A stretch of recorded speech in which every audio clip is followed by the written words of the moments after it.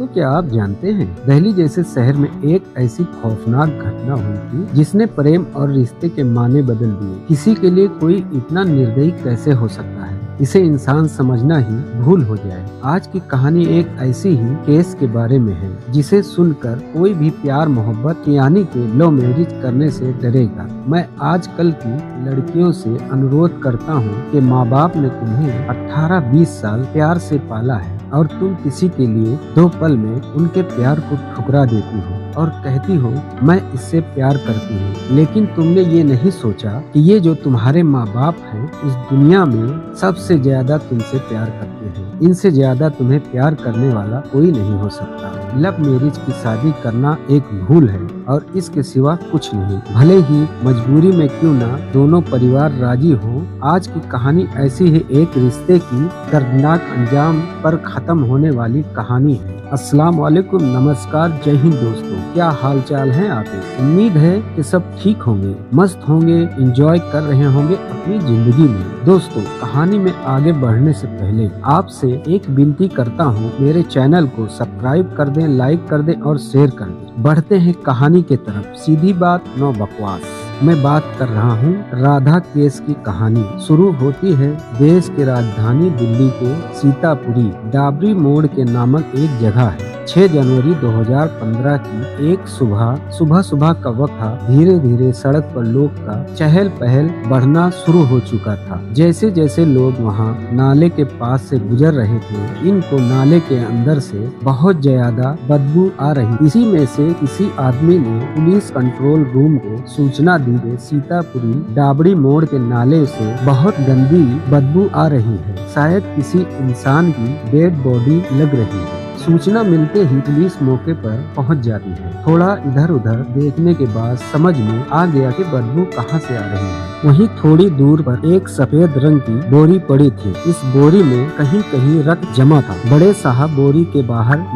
निकलवाते हैं और इसे खोलते हैं। जैसे ही बोरी खोलते हैं, आसपास खड़े लोग के पसीने छूट गए। वैसे तो जनवरी का महीना, लेकिन फिर भी लोगों को पसीना आ गया। पहली बार लोगों ने इस तरह का डेड बॉडी देखी। ये एक महिला का धड़ था। गर्दन के नीचे और कमर के ऊपर का हिस्सा बोरी में था। इसके अलावा ना तो कोई सर था, ना ही हाथ पांव, केवल धड़ था। अब पुलिस के सामने बड़ा चैलेंज था कि लाश की शनाख्त कैसे होगी। तभी बड़े साहब ने महिला पुलिस से कहा कि तुम धड़ को बारीकी से जांच करो, शायद कुछ मिल जाए। दोस्तों, हर मुजरिम जुर्म करता है और सोचता है मैं बच जाऊंगा। सबूत मिटाने की लाख कोशिश करता है, लेकिन वो भूल जाता है कि मुजरिम कभी बचता नहीं। जुर्म करने वाला कानून से बच नहीं सकता। महिला पुलिस ने जब ध्यान से देखा तो महिला के कमर के पास एक लक्षण था। अब पुलिस वालों के लिए इतना सबूत काफी था जांच को आगे बढ़ाने के लिए। मामला तो साफ था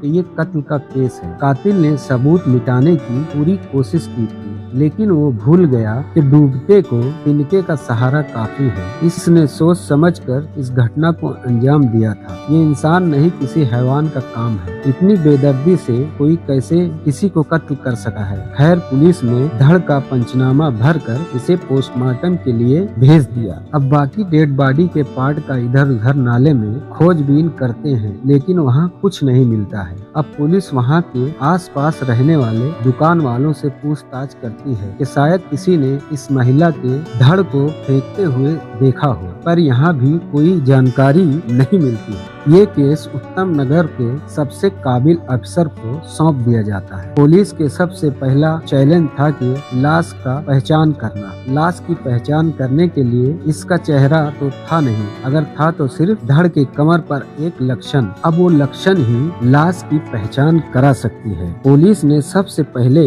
आसपास माइक से अनाउंस कराया कि डाबरी नाले में एक लड़की का धड़ मिला है जिसका सर पैर नहीं है और इस लड़की के कमर पर एक लक्षण है। इसके बाद अगले दिन यानी 7 जनवरी लक्षण के फोटो के साथ अखबार में पुलिस वालों ने खबर छपवा दी कि डाबरी नाले में एक ऐसी महिला का धड़ मिला है। इस महिला के कमर पर इस तरह का नक्श है। अगर इसके बारे में किसी को कुछ पता हो तो नगर थाने में संपर्क करें। इसी उम्मीद के साथ पुलिस इंतजार करने लगी, शायद कोई आएगा इसे ढूंढते हुए या कोई किसी को नहीं मिलेगा। इस तरह 2 दिन बीत गए, यानी 9 जनवरी। इसी बीच इस केस में क्राइम ब्रांच भी इन्वॉल्व हो गई। अगले दिन यानी 9 जनवरी को 2 लोग सुबह मोहन गार्डन से उत्तम नगर पुलिस स्टेशन सुनीता और इनके भाई राजू, इन्होंने पुलिस को बताया कि इनकी छोटी बहन 5 जनवरी लापता है। इसकी शादी हो चुकी है, वो अपने पति के साथ उत्तम नगर में रहती है। हमारी उससे रोज फोन पर बात होती है, लेकिन 5 जनवरी से